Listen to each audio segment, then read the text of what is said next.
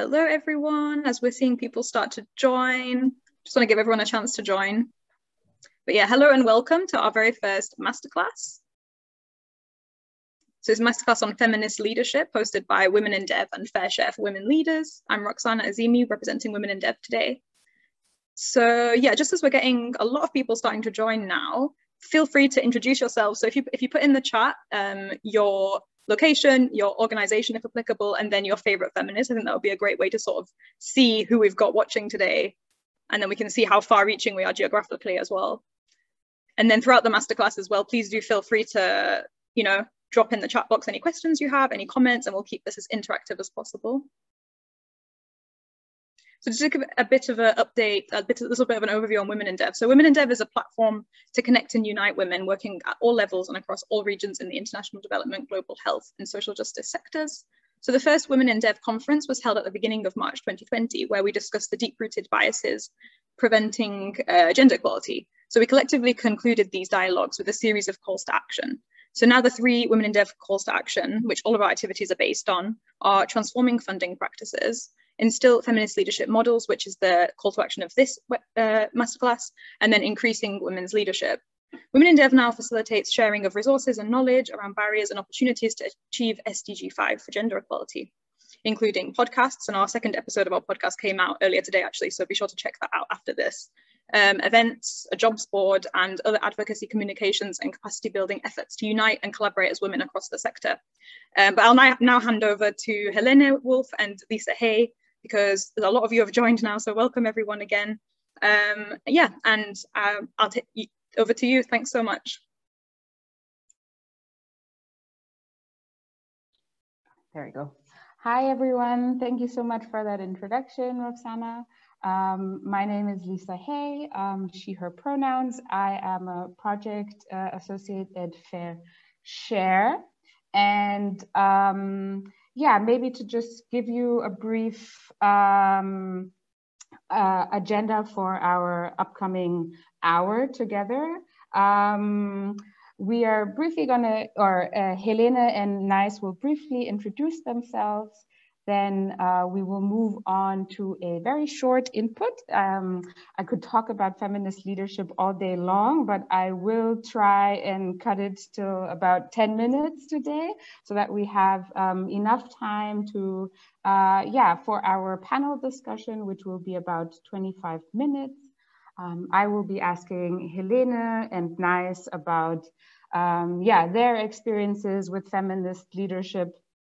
And just to really share with you our understandings of it, what we do on a daily basis, and here also in the panel discussion, in order to keep it a bit more interactive, or as interactive as possible, please feel free to post questions into the chat, and then I will try to pose them to both Helene and Nice during the 25-minute panel. But no worries, we will also have about 10 minutes time after the panel for a full Q&A session. Because we obviously want to also hear from you and not just give you input from the front. Exactly. So then I would maybe ask Nice first whether you could introduce yourself to our participants.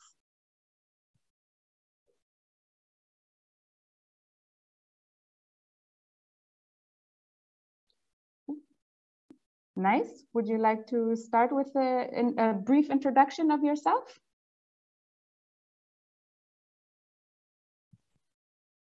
Oh no, I think she has issues hearing us. Nice. Can you hear us? Yeah. Yes. Okay. Would you like to give a brief introduction of yourself?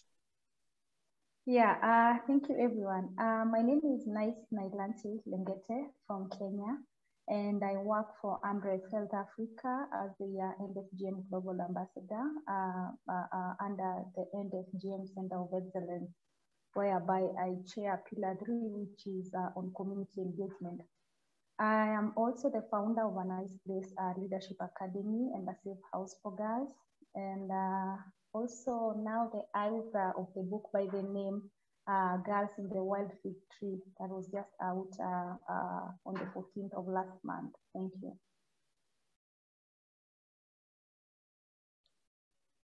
Thanks, Nice. Over to you, Helene.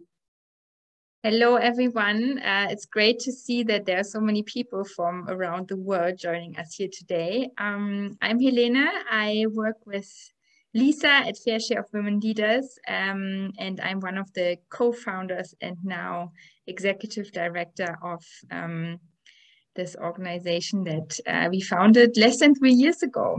And I'm very excited to host this together with Women in Dev and to talk to all of you throughout this session.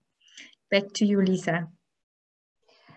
Thank you very much to the both of you. And yeah, I just noticed I didn't even say the title of our shared class today, so let me repeat that. We wanted to be a bit more provocative, so we kind of said or made a statement saying we need new leadership models. And we asked the question whether feminist leadership can be that new leadership model. So let me give a brief introduction also to Fair Share and what we've got to, why we are talking about feminist leadership. What we started out with was the Fair Share Monitor, which on an annual basis monitors the representation of women in staff versus women in leadership positions. And why is this? Yeah, as I think everybody working in the civil society sector, we have also due to social media and more coverage on it, there's just been a lot of announcements coming out and being made public about sexual abuse scandals, racist scandals. There's been racism scandals. There's been a lot of critique about colonial practices still going on in the civil society sector. And so we really saw that there was a very big discrepancy between the internal values that NGOs say that they envision versus their external. There was a very big discrepancy between the external values that NGOs claim for themselves versus the internal values that they have within their organizations and their structures. Some questions that we always ask ourselves is, how can a program for girls be developed if there are only men sitting in the design room? How can programs be developed for marginalized communities if the people designing these programs and setting certain goals come from a very same background and haven't actually been in the shoes of the people they're saying that they want to support with these programs.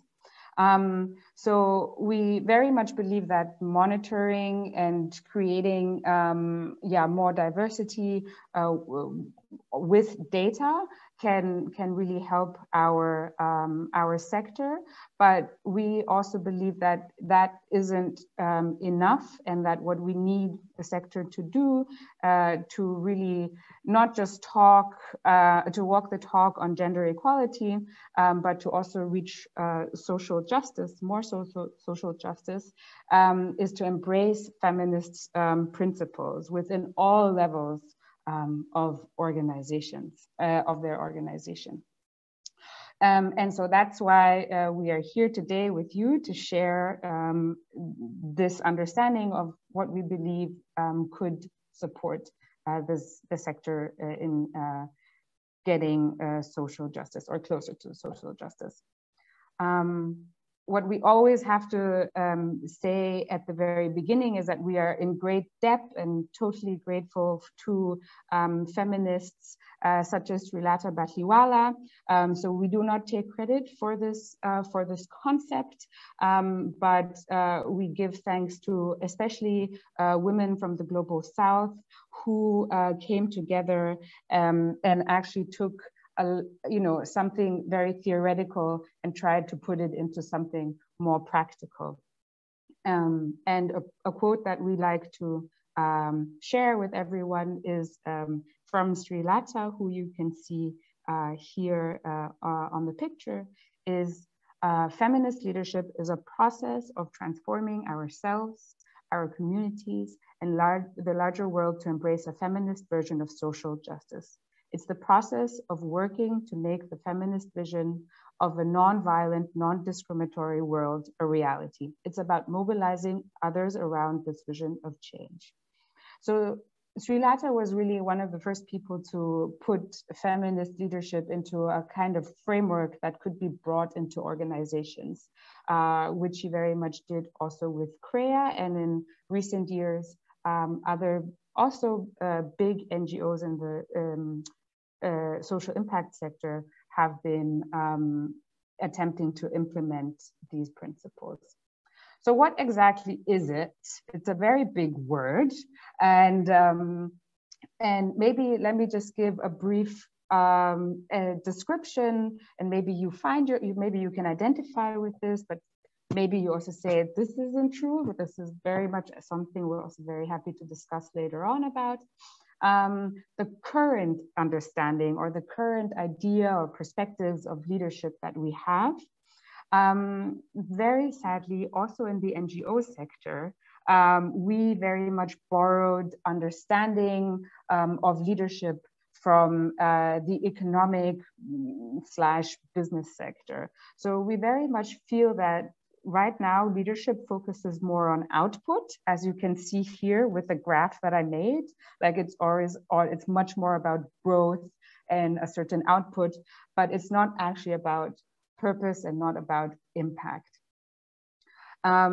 So we very much believe that a lot of times the way leadership is practiced now is a very in a very individual manner, that there is this idea of one person, so an individual, and if you close your eyes shortly and think of a leader or think of somebody who is an individual at the top of somewhere, mostly the sad truth is that this is mostly a person who identifies as a white cis male, and mostly from somebody from the global north.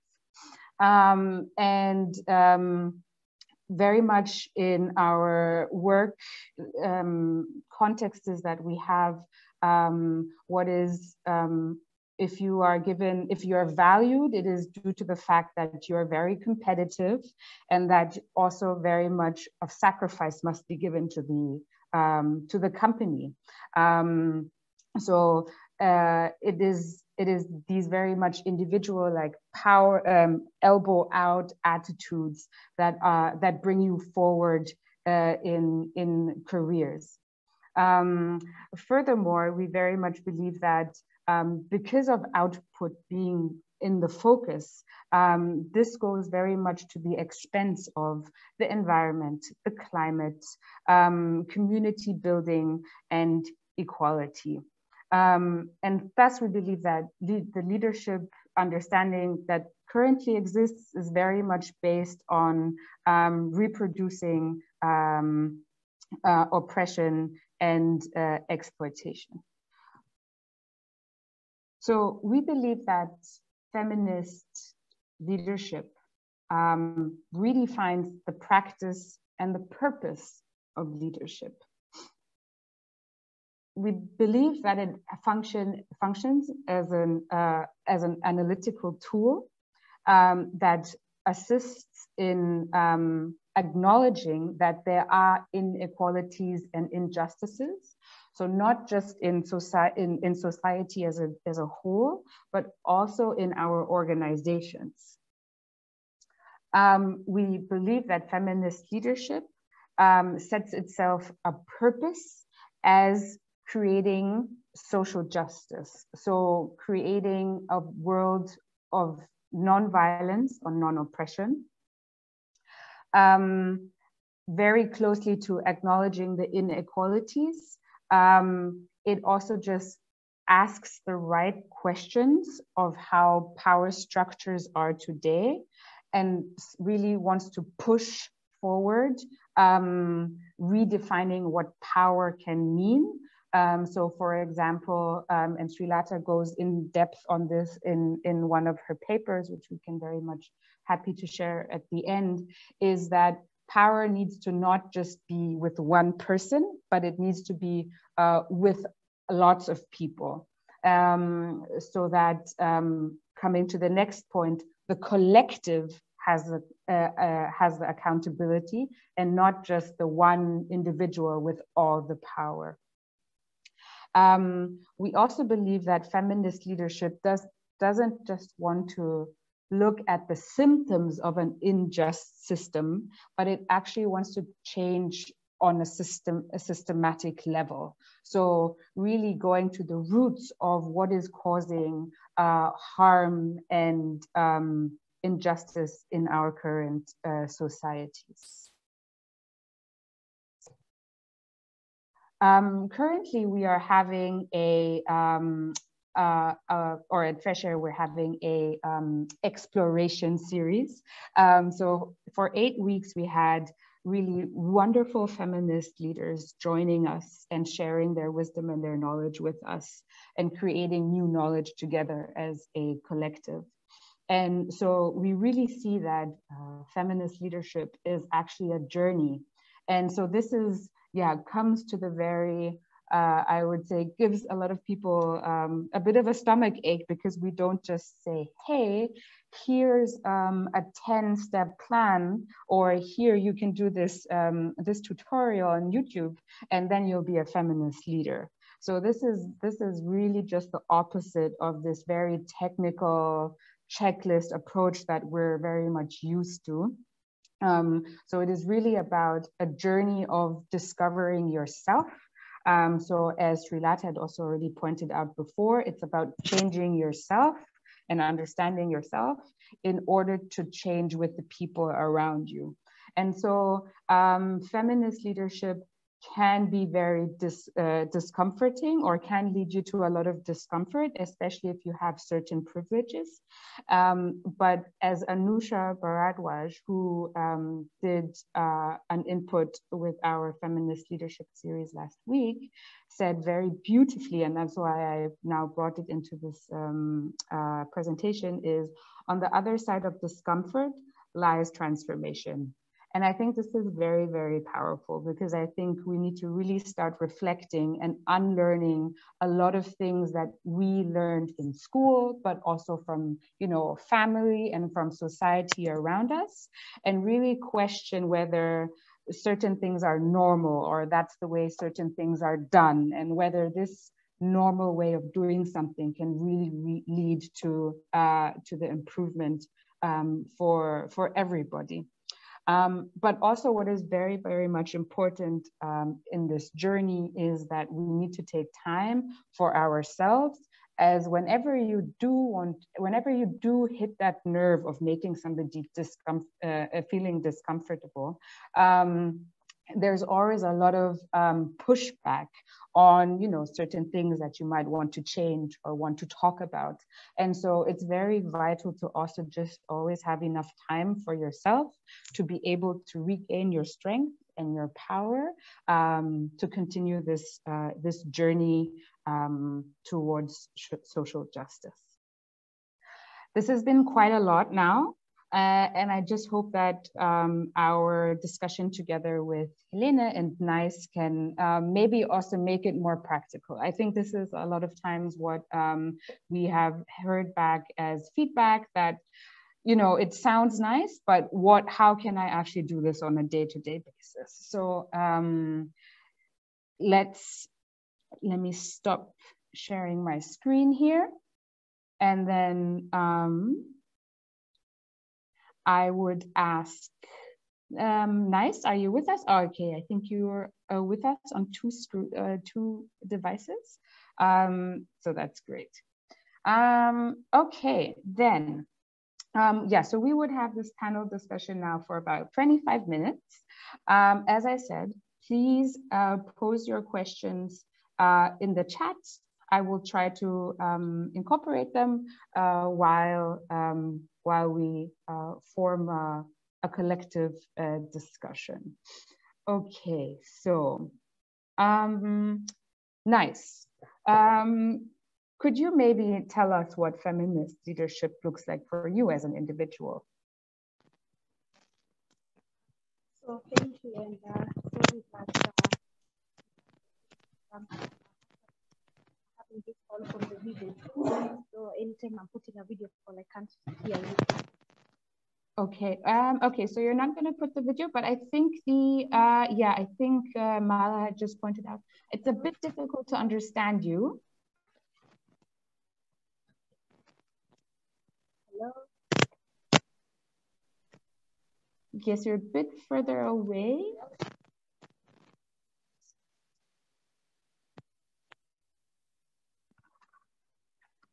Hello. Okay, now we can hear you. Okay. Wonderful. Sorry, yeah, I'm actually having network challenges. That's why you can't see me on video. Sorry. So how feminist leadership looks for me is really seeing more inclusion in the workspace. It looks like more and more barriers being broken in the traditional hierarchical or societal definitions of leadership. And, you know, I'll probably just give a small example on what we are trying really to do now with the Girls in a Nice Place Leadership and Rescue Center. We are simply trying to use the bottom-up approach, whereby we are also trying to train the younger girls, because remember, these are spaces they are not used. Maybe they are used to hearing that there are things like women, you know, probably because of how the society thinks, like they are not able to do. So we are simply trying to equip them with leadership skills to empower them so that they also have, you know, a voice, and so that they can also go back to their communities and try and make the changes that they can. And, you know, why we went for that is that, you know, the Girls in a Nice Place, remember, these are the younger girls will become the change that I foresee in future, all in the whole story. Can you hear me? Sorry, I was muted. Thank you very much. I'm still getting in that it is a bit difficult to hear you. I don't know whether maybe while Helene is answering the question, maybe you could get some headphones with a microphone. Maybe that would make it better for the people to understand you. Okay. Okay. Thank you so much. Helene, over to you. What does feminist leadership look like for you as an individual? Yeah, the big question, and I think it entails a lot of what Nice has said around breaking down barriers and hierarchies. And I think this has been a massive part of my own personal feminist leadership journey to completely shift my thinking towards this unlearning journey of how the way we lead, in addition to who leads, how we can use our power to really change the way we do things. From acknowledging that currently there are very unequal structures within our institutions and organizations, and that they do harm, and that current leadership models have been part of doing that harm. At least they have not been able to prevent it. And how can we, through collective, participatory, and truly collaborative processes, really shift the needle towards a new paradigm in leadership? And for me personally, this means a lot of very conscious unlearning. So in all these situations where I would fall back into this is how you do project management, or this is how you take decisions, that I've been socialized with and learned mostly from white cis men in my career, to think about, okay, how do I do this differently? How do I bring people along? How do I come to a better conclusion by doing it collectively, instead of me feeling I have to and should take all the decisions just because I have a formal leadership role. And it may sound mundane, but it's actually, it completely shifts my attitude and my approach, how I act as a leader on a day-to-day basis, and how we try to act together as a team. And Lisa, since we do work so closely together, what does it mean to you, and how do we do it so far at Fair Share? What do you think? Are we getting there? Yeah, thank you for the question. I think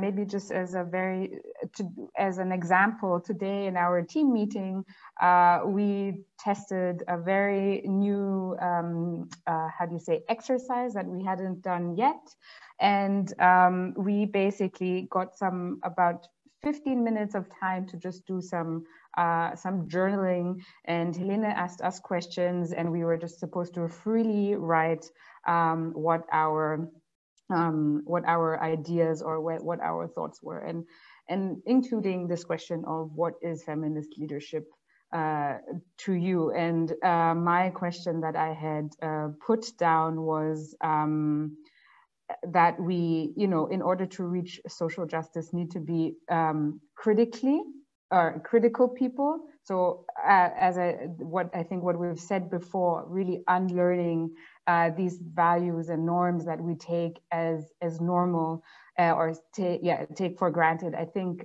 Simone de Beauvoir had a very lovely quote where she says that certain people mold the way in the way they see the world and think that this is the reality.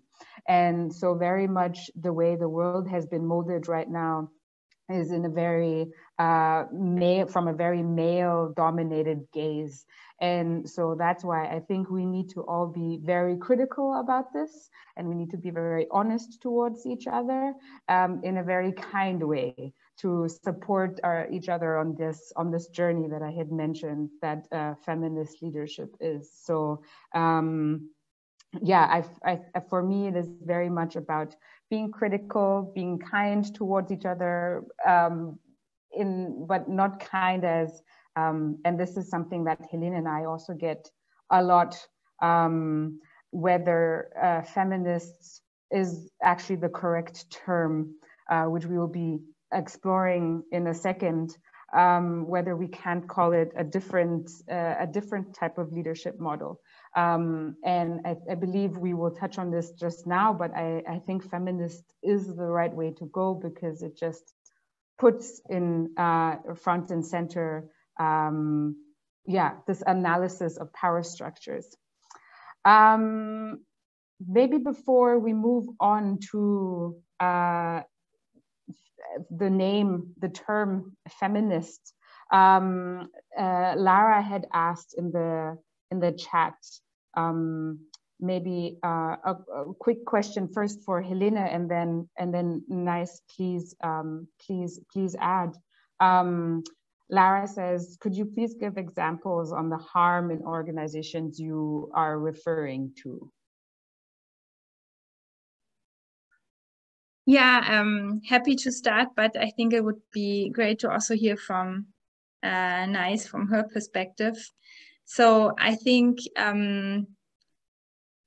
first, the very public debates that are going on around sexism and racism and colonial attitudes that are still persistent in the development sector, especially, really illustrate the current leadership approach.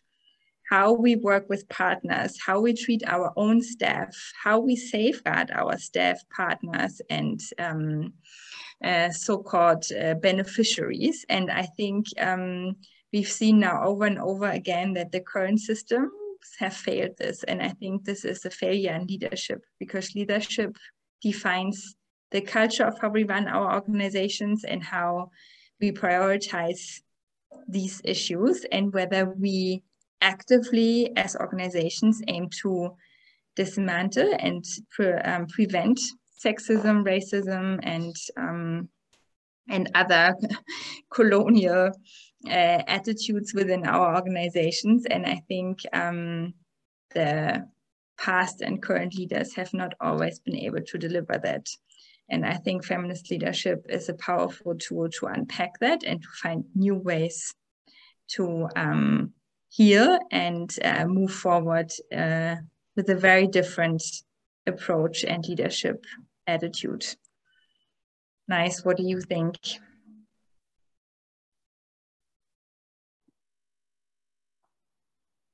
Yeah, actually not quite hearing you well, but now I hope I'm audible enough. I've changed my location. And I feel like, yeah, definitely in our work and everything, and especially maybe an example of where I work from. Remember, I'm working with also a very sensitive cultural issue, that is on the issues of child marriage and teenage pregnancies of female genital mutilation. And also remember, getting acceptance from leaders is not easy, because clearly it's like interfering with culture. So, and most of the time, you know, also you get leaders who are withholding with you, but sometimes you don't. And I think there was something important that when she started speaking, that she said is that you know, when you also need to, when you're making change, you see you're working with everyone, because power has to come from many people. If you really just work with one person, it makes it harder. But I think when you really need to make change, you have to also ensure that you're involving everyone, because everyone sometimes wants to be part of that change.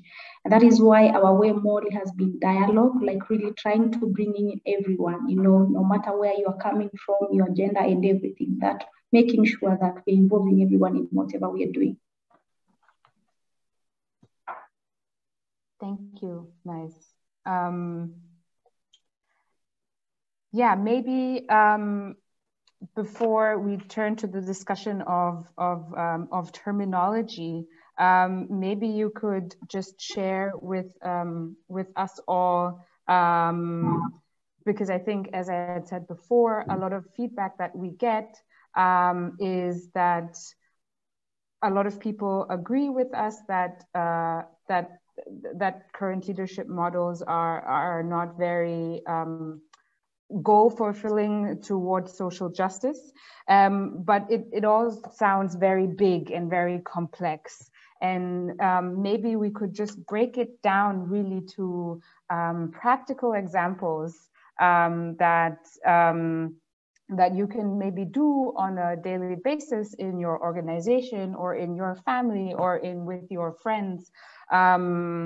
That stands for that you believe is that you're practicing feminist leadership. Yeah, maybe you could both give us some more practical, tangible examples that we can take into our own organizations and try with small steps. Nice, go ahead. Yeah. So I think it became apparent to me that I needed to employ this type of leadership because, you know, every other form of leadership was negating and, you know, and all I had to fight for. Remember when I was growing up in the Maasai community, whereby issues of female genital mutilation and child marriage is a problem, because remember, it's a rite of passage for every girl to undergo the cut so that you're expected, accepted by the community, but also to prepare you for marriage. And you see, as being a girl, I decided to run away because I wanted to get a better education and a healthy life for myself. because I knew, you see, when I agreed to undergo the cut, I've become someone's wife when I'm still a child. Even if I was 8 or 10 years old, I've become someone's mother, and I was not ready for that. And that is when I took the decision that I went to the power structure that was there. Because remember, decision in this community is not made by men, it's by women, sorry to say so, it's made by men.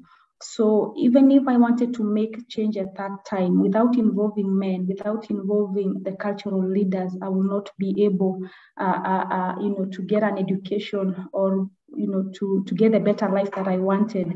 And that's why I took the decision to go against the structure of power. And that's when I realized at a very young age that fighting the current power will not help, because I couldn't change the position of male leadership at that time. They're the ones who are making decisions. And the only thing I could do is just to work with them and create the change from within. Because also remember, change cannot start from the outside out, but from the inside out or from within. And also remember, I grew up under the support of my grandfather, and he was the first person that I had to convince that I don't want to undergo the cut because I will die or I'll be married off. Because remember, it's not just a physical cut, it's also a cut of human rights that is also taking the dreams of these girls away. And it was not easy, one, to convince him. It took time. And remember, that is when you really have to practice even talking today. They will tell you, we don't want to listen to you, but you can't give up. So to go back to them every time. And that's when he continued delaying my circumcision time until at some point he had lost my determination to education. And that's how he agreed to really support me. Why I'm really talking on that is because remember, sometimes when we want to change, we think we can do it on our own, or sometimes we think like we are competing. Probably I'm the one who should do it and not the other person. But I think what I've felt is important is really working together. Because remember, it's a change. If you really need a sustainable change, or a change that is acceptable, or that probably will also last longer, really everyone has to be part of that change.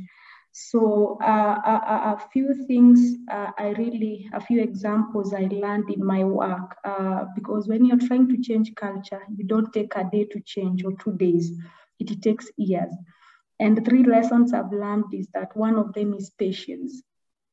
You go today, they will tell you we can't listen to you, but you can't give up. And I'm seeing a lot of things happening all over the world, and people are fighting. People cannot to each other. But I think the only thing we just need is dialogue, just to talk, just to speak to each other. And if we can really practice patience, I think that is really something that I've seen working. I couldn't talk to men, but I never gave up. I had to go back to them. And after 2 years, they accepted me, although I'm a woman. If I look at, if I started it, and if I look at it now, any other woman can go there in front of those elders and they can speak together and can listen to her. So sometimes it's not just about me, but really any other woman or any other girl to have space. Because if I'm alone, really doesn't make any help, or it doesn't. But what if we have 100 girls, we have 1,000 girls who can sit down together with men and discuss about these issues? That is one thing I've seen that is important. The other thing is to talk less and give people sometimes time to talk more, because you don't know everything. The other person always knows everything. And I think it's always important just to also really try and give the other person an ear.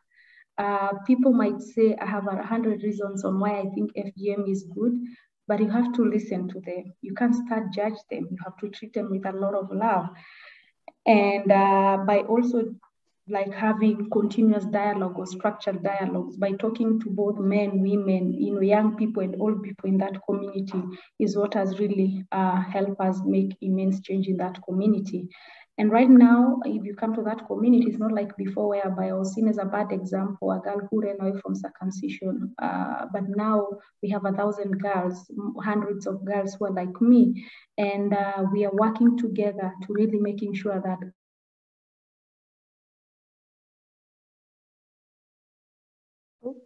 also I think we lost you for a second. Nice. Are you still there?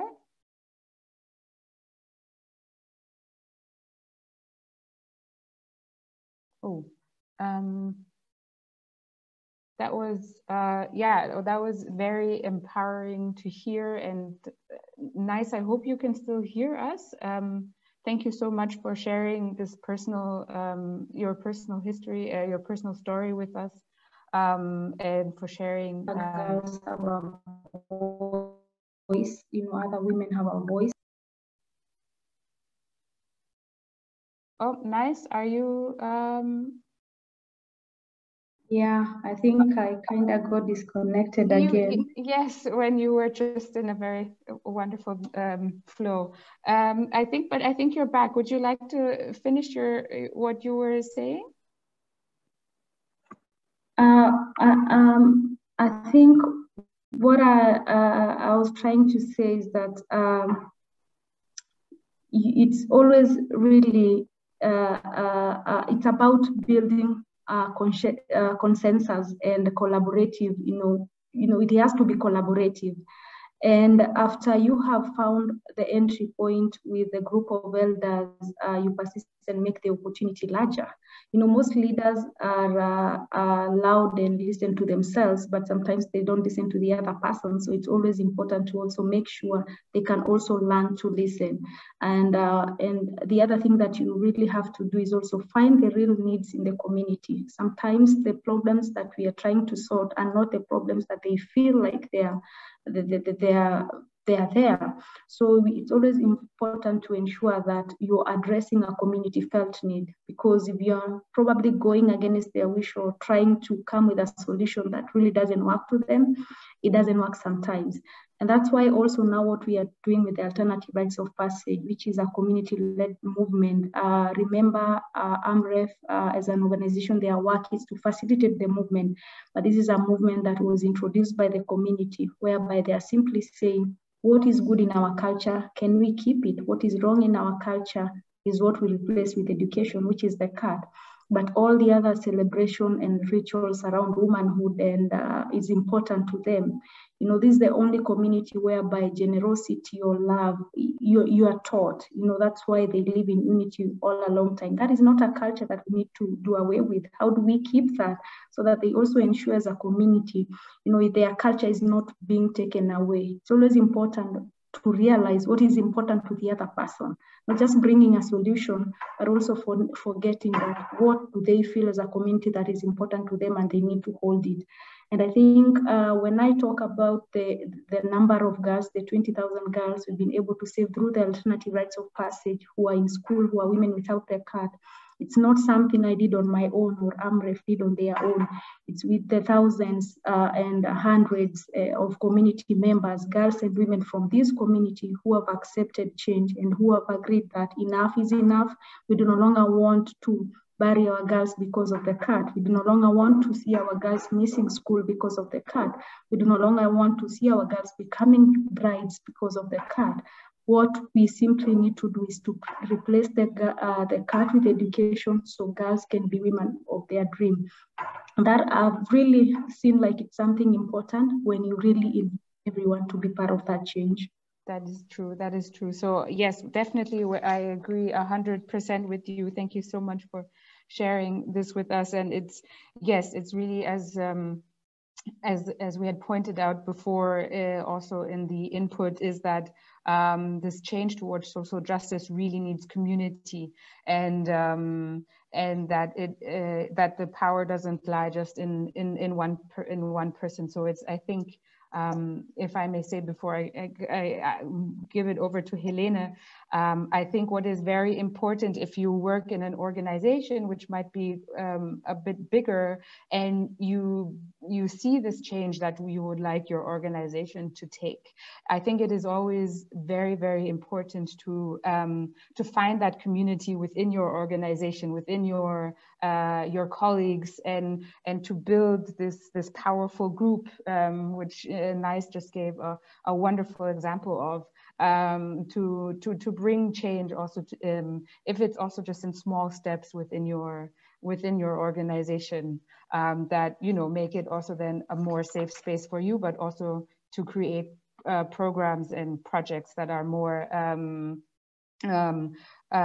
more inclusive. Yes, Helene, maybe to you the question as well, in light that it is now already Q2. So maybe could you share a practical example with us how you practice feminist leadership on a daily? Yeah,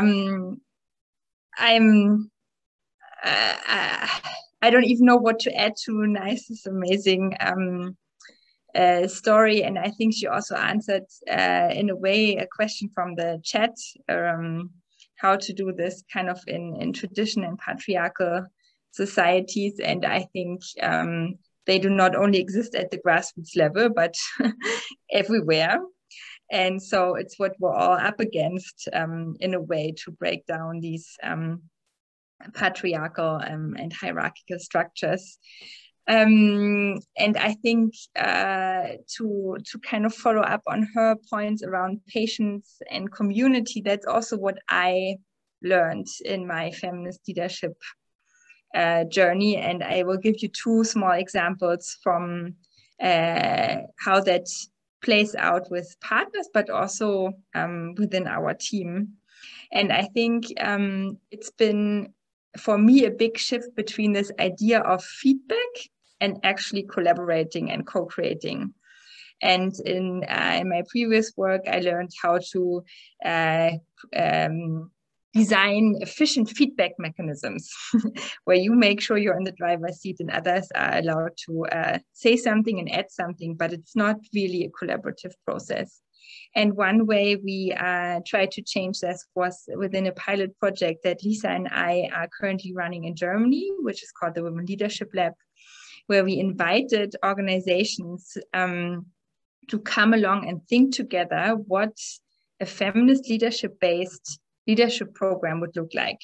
And we literally started on a blank piece of paper. So it was not that we had already thought out a concept and then gave it to them for feedback and then maybe tweaked it a little bit and then we would kind of run with it.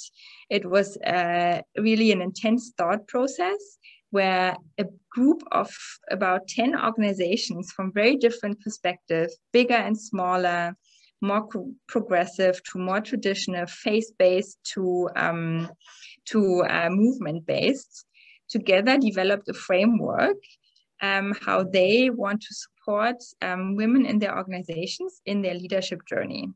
And we're now running this with 16 women, and they, again, now collectively design how this program is actually run and what they need in order to make this happen. And it feels so different from the usual feedback mechanisms where you always still need to make sure you're in control. And if someone then has a really different idea, you get very stressed and freaked out because it takes away your nice plan. And it's amazing to see the results of that and the co-ownership that you create through an approach like this. And I think it's similar within the team and for making big decisions about how we work together, where I, again, was taught, oh, you're the leader, you have to make these big decisions on, for example, how we deal with overtime. But if we really listen to each other and hear the different perspectives, the whole team understand that it's not a one straightforward decision and it's just about making it as a leader, but that there are so many different perspectives you have to take into account. And by sharing them within a team and then trying to come to a joint conclusion, it really becomes a collective decision that will probably still not make everyone happy, but where the process and the understanding of the different perspectives and approaches and needs already lead to very different understanding and implementation of a shared decision. And so almost on a daily basis, I try to consciously not make a decision as someone with a formal leadership title. And it's very interesting and amazing to see what this does to a team and how much better our projects and decisions are if I sometimes not make a decision, even though it's what everyone, including myself, would have expected. Yes. Thank you for that, Helene. I see there is a question from Pat in the chat, and it says, are there any examples of feminist leadership in action at national level politically or at the top of national or international organizations or corporations? Nice or Helene, would you, does one of you have an example?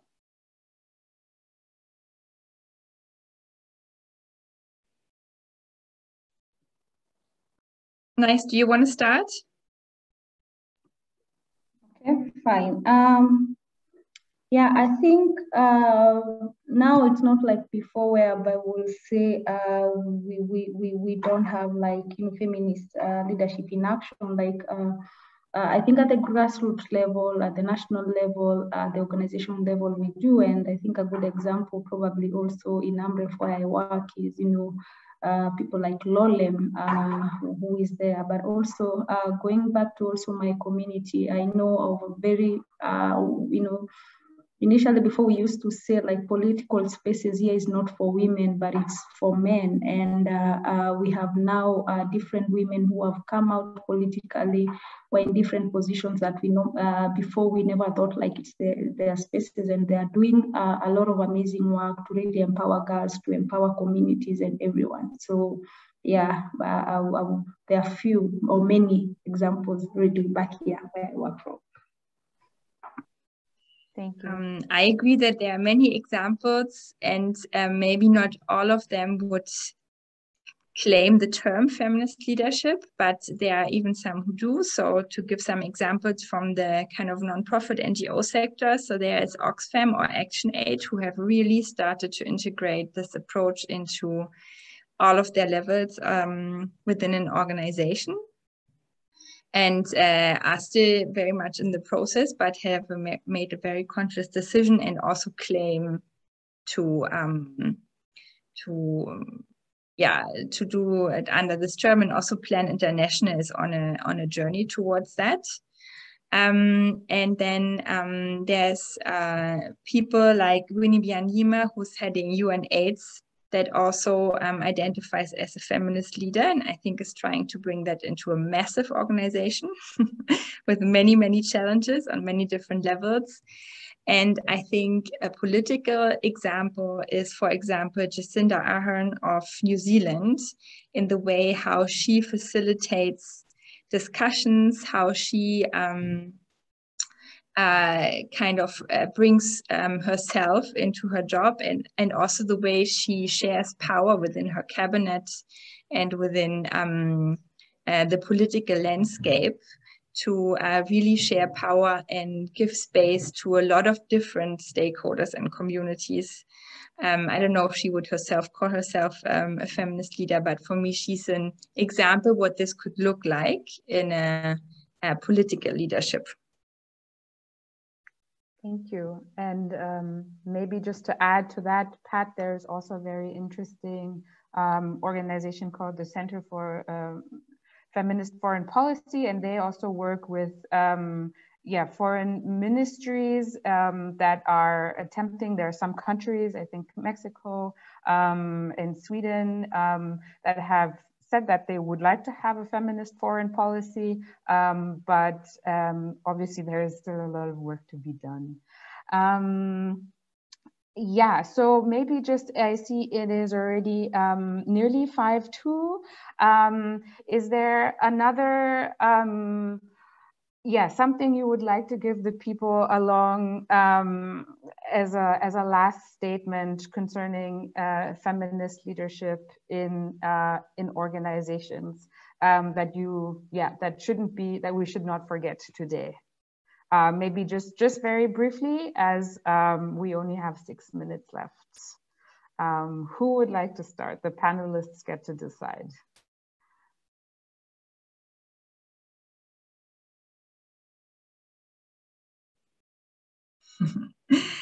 Nice. I'm happy to start and give you the last word. I think it can start with some very, very small changes in how you approach the typical situations like decision making or team meetings or project developments. And by asking yourself some of those feminist leadership questions, what are the injustices we're trying to solve here? What's the best way to do this? Who should be in the room and who currently isn't? How is power currently being distributed, and is this the way it should be distributed? And how could I, with the power I have, and I think there's power at very different levels. You don't have to have a formal title or position to have power. You probably have a lot of informal power next to your formal one. How can you use that power to lead the next project or meeting or I don't know, recruitment process with this feminist perspective in mind that aims to break down barriers and structures and create more social justice within our organizations. And Lisa has mentioned that we've run a lot of different online sessions around a lot of the big topics like accountability, process design, collective leadership, and discomfort. And all the resources are online. So hopefully you can check them out and be inspired to start with one little thing every day. And the change is actually much bigger than this little shift in how you take your next decision. Thank you very much for those closing words, Helene. Nice. What would you like to share with our participants today that that shouldn't be missing from this shared session? Sorry. I think for me, a great example that I was just thinking when you also spoke, and I couldn't forget to mention about it, is the New Zealand, indeed for having a great female leader. And I think on that, it's a journey, and I think it's a journey that we will continue building. We are not saying we have enough, but we'll continue building. And my journey is to go with a new generation, and I am on a journey to change the world, and I want to be a feminist in the next generation. So I will be patient and to try and co-create. But I think also the final word I would really want to say is that I would like to share that there are opportunities to do more by collaboration. And also, now as at a nice place, we are willing to partner with as many as people to make sure that young ladies know that there is a room for every table, and to teach them how they are going to make their own tables. So that is simply what I will say. And I think just the power of working together. Remember, by working alone, you'll never get far. But I think by all of us working together, yes, I think that is what will save in the next generation that is coming. Thank you so much for those lovely words. It is 4:58, so we're very much on time. So you can say your last words, Lisa, and share some of your wisdom. No, I think you've both just said so many lovely things. I think I've learned a lot in this session, and I've also just learned so much from Helene. So if I were to have answered the question at the beginning, who is my favorite feminist, I would include Helene Wolf as well.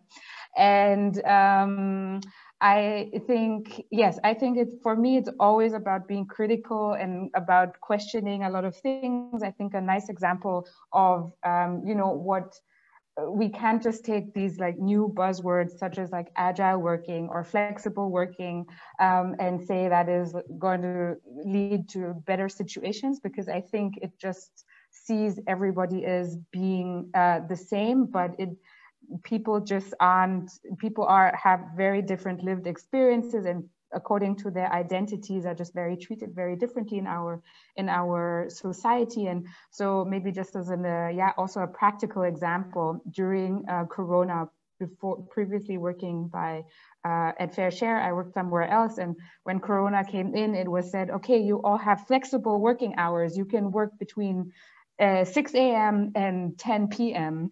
But so that meant for especially people identifying as women who had children that they couldn't work during the day and then had to still work in the evening when they had put their children to bed.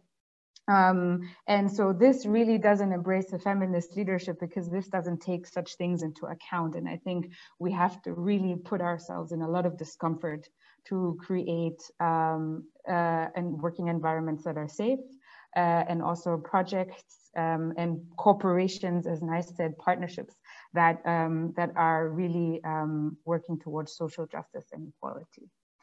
So thank you so much, Nice. Thank you so much, Helene. Thank you so much to everybody who was here and who asked questions.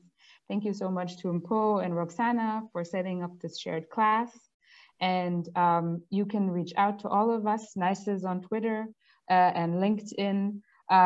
Helene and I are on Twitter as well with our Fair Share account, and we would love to hear from you. And get your feedback, because together with you, we can create an even better format. So thank you. And thank you, Lisa. Thank you, everyone. Thank you, everyone. Bye.